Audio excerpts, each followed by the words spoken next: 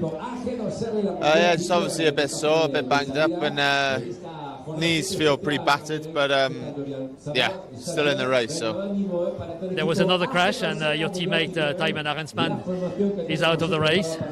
What does it change for you guys?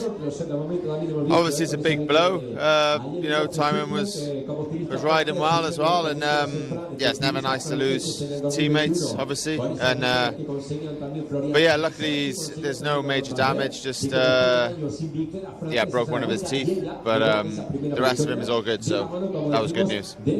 How do you see this weekend, today and tomorrow's stages? Super hard, actually. I think looks like it's drying up now, which would be nice. And but yeah, today's really hard, up and down all day, and then obviously the final climb super tough as well. So I think some real aggressive hard racing, and same tomorrow.